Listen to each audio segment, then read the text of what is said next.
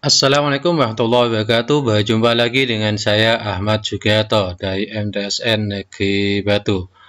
Bapak Ibu yang dirahmati Allah, khususnya para guru di lingkungan Kementerian Agama, pengawas, kepala madrasah, ataupun orang-orang yang menjadi akun eksekutif di laman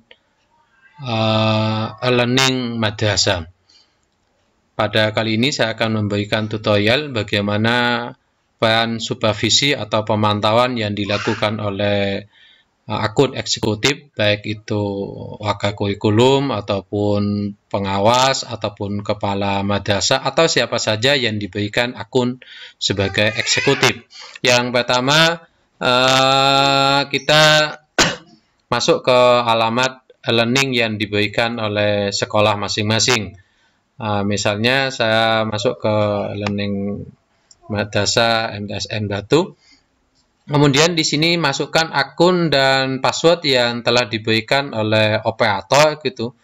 Akunnya apa, kemudian passwordnya apa. Misalnya ini saya masuk.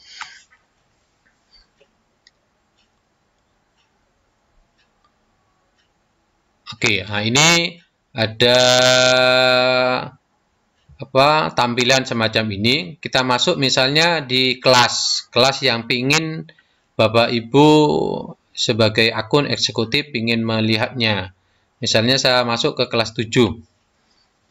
Nah, ini di kelas 7, guru yang ada di kelas 7 ini akan tampil di sini. Kelas 8 juga demikian. Oke, kemudian Bapak Ibu akun eksekutif bisa melihat ini, guru yang ingin dipantau siapa, yang ingin disupervisi siapa. Misalnya sini Ahmad Jugiarto. Oke, tahun pelajarannya bisa diganti gitu. Kemudian semesternya juga demikian gitu. Mapelnya apa? Ini tinggal dicari gitu. Tapi kalau kalau hanya sedikit mungkin tidak perlu. Kebetulan ini Ahmad Jugiarto hanya satu kelas ya. Kita coba cari kelas lain misalnya yang lebih dari satu kelas. Ini hanya satu kelas, karena kalau Bapak Ibu hanya tampil ini, bisa diklik di sini. Diklik sini, oh ternyata memang hanya satu kelas. Dan bisa Bapak Ibu cek dengan pembagian tugas yang dimilikinya. Atau kita cari misalnya nama lain yang mengajar di kelas ini. Tentu kalau kita melihat namanya gitu. Di kelas 9 siapa, di kelas 7 siapa, tergantung dari Bapak Ibu yang ingin dilakukan supervisi. Misalnya ini K. Oh, tidak ada, ternyata di kelas 8 tidak ada misalnya. Kalau tidak ada, ya kita cari. Tadi coba Ika. Intinya bisa dilihat di ini dulu, di pembagian tugas dulu. Guru yang ingin dipantau itu ngajak kelas berapa. Misalnya ini Bapak Iswanto. Ada enggak di kelas 8? Oh, Bapak Iswanto sementara ini yang tampil. Ini ada 3, oh ini ada 6 gitu. Kalau masih kurang, diklik lagi. Oh, ternyata Bapak Iswanto ini mengajar di kelas 8, ada 1, 2, 6, berarti 8. Ada 8 kelas. Nah, dari 8 kelas ini, Bapak Iswanto bisa dicari tahun pelajaran ini kira-kira tetap 8 kelas atau tidak. Oke, ternyata di tahun ini Bapak Iswanto hanya ngajar di 4 kelas. Semester ini kira-kira berapa? Karena kita juga nggak tahu gitu. Oke, ternyata 4 kelas. Mapelnya apa? Kalau memang kita Pak Iswanto ini mengajar mapel lain, ya kita cari. Tapi kalau Pak Iswanto hanya ngajar satu, misalnya Pak Iswanto hanya ngajar IPA, ya sudah kita tidak perlu dicari dengan cari mapelnya. Oke, ini 4. Kemudian Bapak Ibu, ini bisa dilihat secara umum dulu gitu. Secara umum di sini ada 33 siswa dengan aktivitas 1934. Dan lain sebagainya ini. Ini yang warna merah ini banyaknya siswa di dalam kelas, Yang warna biru ini aktivitas baik siswa maupun gurunya di dalam kelas.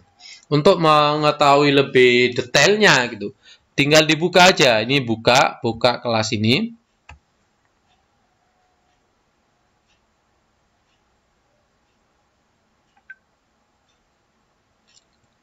Nah, tampilan nanti setelah dibuka kelas, di sini ada info kelas. Di info kelas bahwa ini kelasnya 8 apa? 8H. Namanya gurunya Pak Iswanto dan lain sebagainya itu. Kemudian SKL. Apakah Pak Iswanto ini telah menuliskan SKL-nya? Nah, Bapak Ibu pengawas khususnya ini bisa melihat gitu. Bahwa Pak Iswanto telah menuliskan KI, KD-nya di sini sudah dituliskan. Saya ambil contoh, saya, oke,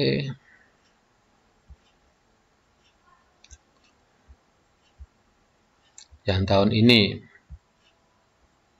saya ini.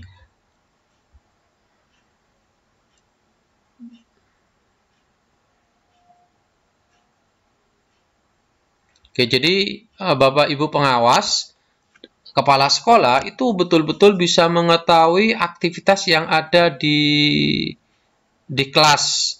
Baik ini kondisi sekarang, kondisi daring semacam ini, atau nanti ketika pembelajaran secara manual, karena Bapak Ibu guru yang ada di naungan Kemenak itu wajib tetap menggunakan ini. Gitu. Jadi SKL tadi, Ahmad Sugiarto ini mengisi KI, KD-nya itu sudah mengisi 3.1, 3.2 sampai untuk pengetahuan, artinya KI ketiga itu sampai 3.7. Kemudian untuk keterampilannya tentu sama, ada 4.7. Artinya ini bisa kita jadikan rujukan bahwa guru ini sudah siap dengan materinya. Karena KIKD-nya sudah ditulis. Kemudian RPP-nya. Nah, di sini diklik aja di RPP. Nah, di RPP ini Bapak Ibu akun eksekutif itu bisa melihat gitu. RPP yang telah dibuatnya itu berapa gitu. Jadi di sini bisa dilihat di sini ada 6. Berarti ini ada 6 RPP gitu. Yang telah dibuat oleh Bapak Ibu yang mau disupervisi. Kalau ingin melihatnya RPP-nya seperti apa secara rangkumannya, tinggal diklik ekspor PDF atau ekspor Excel. Kalau kurang banyak nanti ini diganti. Misalnya dia sudah membuat RPP sampai 50 buah gitu atau 50 RPP, maka bisa diganti. Di ekspor jadi seperti apa rangkumannya RPP-nya, maka nanti akan bentuknya kayak ini. Akan terlihat tampilan semacam ini gitu. Kemudian berikutnya adalah bahan aja ya. Bapak Ibu akun eksekutif bisa melihat bahan ajanya. Bahan ajanya misalnya Pak Ahmad Sugiarto ini telah membuat bahan aja atau materi yang diberikan kepada siswa itu ada berapa itu. Nah, ternyata ini bisa melihat ada 5 itu. Yang dibagikan. Ini biasanya bentuknya pada umumnya bentuk PDF atau bentuk Word ataupun video dan lain sebagainya gitu.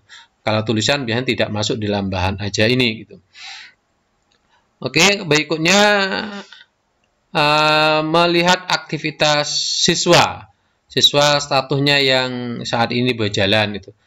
Kemudian absensi gitu juga bisa dilihat absensi siswa di kelas ini gitu. Jurnal guru ketika dia melakukan aktivitas kejadian-kejadian tertentu kalau jurnal guru itu. Kemudian di sini rekap nilai hapot itu yang akan diberikan ini biasanya untuk sementara tidak perlu dilihat dulu gitu karena nanti rekap terakhir nanti. Kemudian aktivitas di dalam kelas. Oke. Ini Bapak Ibu akun eksekutif gitu. Di dalam kelas ini kita bisa melihat gitu aktivitas Ahmad Sugiarto ini dalam aktivitas yang ada di kelas gitu.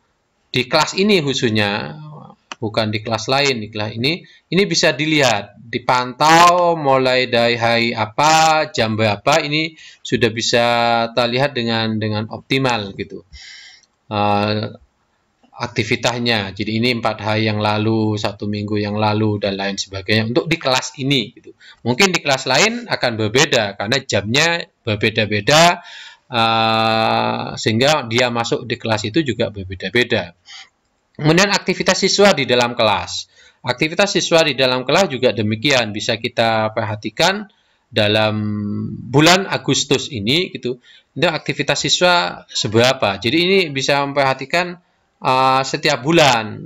Artinya keefektifan dari seorang guru dalam melakukan aktivitas ini juga bisa dilihat di sini gitu. Aktivitas siswa. Kemudian aktivitas guru di dalam learning gitu. Jadi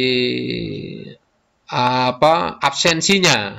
Jadi absensi, misalnya Ahmad Sugiarto ini pada tanggal 1 Agustus dia hadir jam berapa? Jam 6.23 dia absen. Nah, tanggal 3 Agustus dia, sehingga bisa terlihat secara penuh yang bisa dipantau oleh akun eksekutif.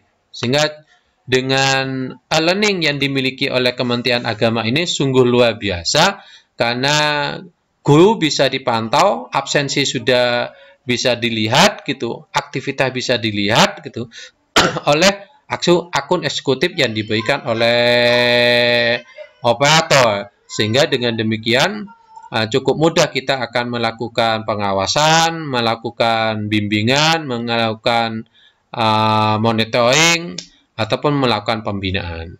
Demikian yang dapat kami sampaikan. Mohon maaf yang sebesar-besarnya. Ihdinas shiratal mustaqim. Assalamualaikum warahmatullahi wabarakatuh.